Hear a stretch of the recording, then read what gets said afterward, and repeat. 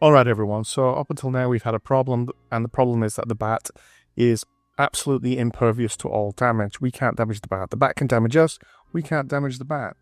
Why is that? The answer is in the lightning sprite. So if you go there, you're going to notice straight away what the problem is. Lightning is defined in such a way that you zap the ghost. It's only set up to damage the ghost. It's not set up to damage the bat. Right? We've got zap ghost. And it says if you're touching the ghost, then hide and tell the ghost to vanish. It doesn't say what to do if you touch the bat. So that's the problem. So what we're going to do is we're going to have to generalize this function. So we're going to have to arrange it so that it damages not just ghosts, but bats and anything else that comes along.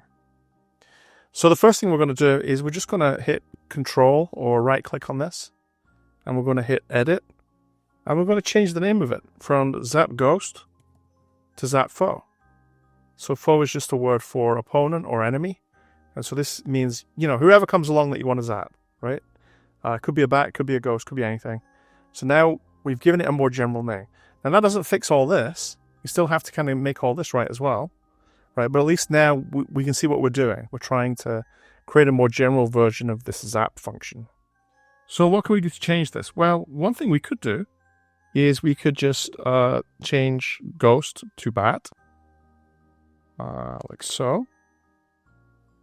And then change this message to tell bat to vanish. And would this work? I'm betting that it would. Yep, that got rid of the bat. So we were able to damage the bat now. The problem with this is that this now will no longer work for the ghost. So it seems like we're in a bit of a dilemma. If we define it for the ghost, it doesn't work for the bat, and vice versa. So what's the solution? Well, the solution when you hit problems like this is to use variables. So if touching bat, well, what we want really is if you're touching the current enemy. And can you guess what we're going to do to this? Well, we're going to construct it using the join operator. It's a little bit more tricky than it was last time around.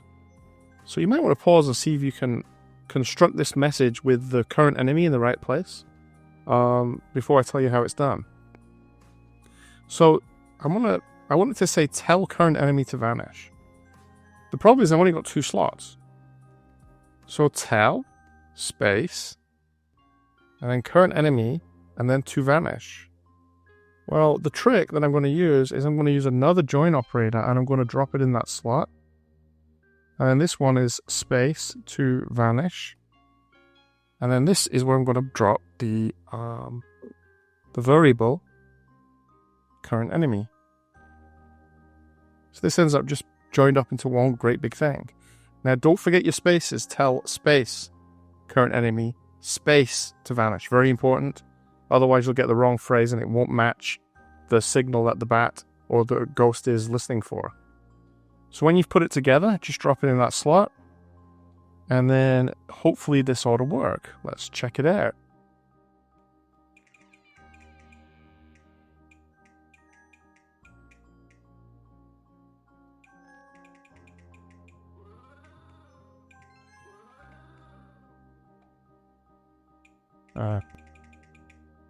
My browser's lagging a little bit, but it does work. As you can see, oops.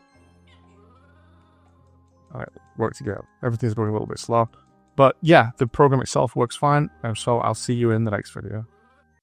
Thank you for listening. And if you find this video useful, please hit like and subscribe.